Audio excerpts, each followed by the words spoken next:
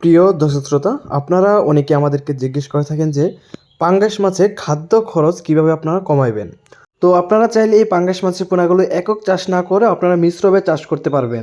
আপনারা সবসময় চেষ্টা করবেন মিশ্রভাবে পাঙ্গাস মাছের পোনা চাষ করার জন্য। আপনারা পাঙ্গাস মাছের পোনাগুলো আপনার যে কোনো মাছের সাথে চাষ করতে পারবেন।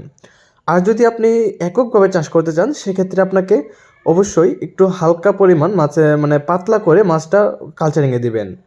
কারণ পাঙ্গাস মাছ মূলত আপনার একটি দীর্ঘমেয়াদী মাছ চাষ। কারণ দেখা গেছে যদি আপনি পাঙ্গাস মাছ আপনার একটা আধা কেজি বা 1 কেজি পরিমাণ হয় সেক্ষেত্রে কিন্তু আপনি বাজারে ভালো একটা দাম পাবেন না। আর দেখা গেছে যদি আপনার 3 কেজি বা 2.5 কেজি এরকম পরিমাণ যদি আপনি একটা পাঙ্গাস মাছ তৈরি করতে পারেন তাহলে দেখা গেছে ভালো একটা দাম আপনি বাজারে পাবেন।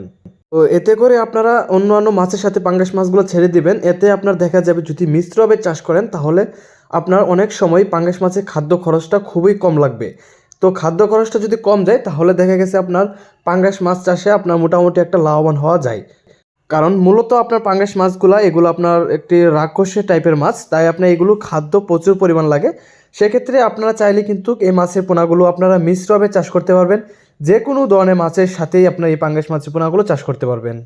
আর যারা আপনারা এই পাঙ্গাস মাছগুলো আপনারা এককভাবে চাষ করুন সেক্ষেত্রে দেখা গেছে আপনার মাসিক ডোজ দিতে হবে পাঙ্গাস মাছগুলোকে, যেরকম রয়েছে আপনার চুন, সার বা আপনার লবণ দিতে হবে, পাশাপাশি দিতে হবে আপনাকে জিওলাইট দিতে হবে। আর সবসময় চেষ্টা করবেন পানির রং যেন কোনো প্রকারই কালো না হয়ে যায়, কারণ পানির রং যদি কালো হয়ে যায় এতে করে মাছের আপনার দেখা যাবে রোগবালাই হবে, বা এতে আপনার বুঝতে হবে যে পুকুরে আপনার অতিরিক্ত গ্যাস হয়ে গেছে বা পানিটা নষ্ট হয়ে গেছে।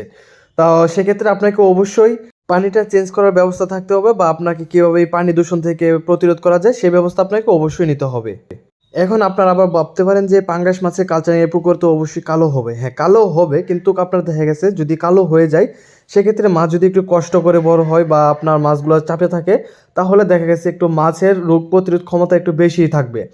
তো অবশ্যই চেষ্টা করবেন আপনার পানির রঙটা আপনার মাছের যে রোগ প্রতিরোধ ক্ষমতাগুলো আছে এগুলো সবসময় পরীক্ষা নিরীক্ষা করে তারপর মাছগুলো চাষ করবেন।